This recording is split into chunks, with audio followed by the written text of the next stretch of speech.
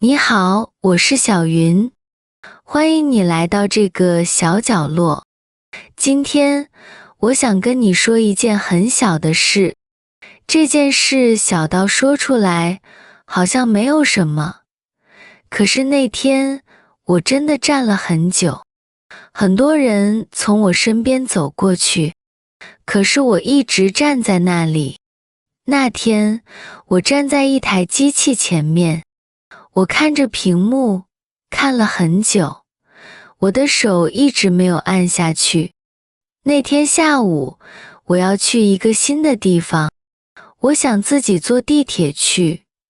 我觉得买一张票应该不难，所以我一个人走进地铁站，走到一台买票的机器前面。可是，当我站在机器前面的时候，我发现不是那样。屏幕上有很多字，我看见今天，也看见明天，我看见一张，也看见两张。这些字，我一个一个看，好像都认识。可是它们一起出现的时候，我不知道该先看哪里。我的手放在屏幕旁边，不知道该按哪一个。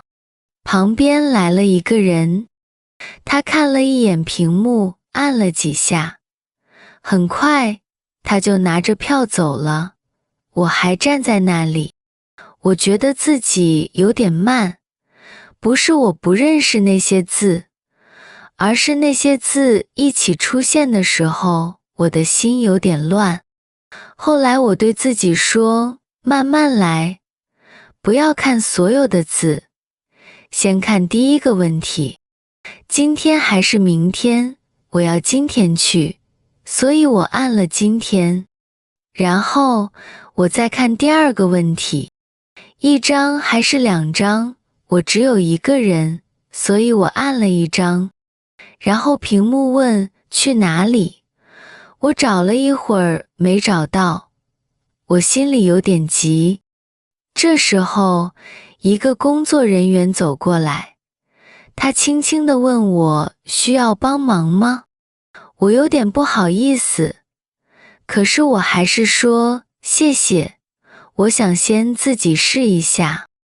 他说好，慢慢来。他站在旁边，没有帮我按。我又看了一遍屏幕，原来那个地方的名字在最下面。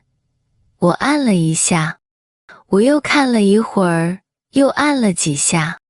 过了一会儿，票出来了。我拿着那张小小的票，它很轻，刚才那种乱乱的感觉好像也轻了一点。我看着手里的票，忽然想笑。原来我真的买到了。那天我没有做什么很大的事，我只是自己买了一张票。可是对我来说，那不是一张普通的票。现在有时候我还是会慢一点，但是我不怕了。我把票放进包里，慢慢走向站台。那天的风很轻，我的心也很轻。谢谢你听我说这件事，我们下次再见。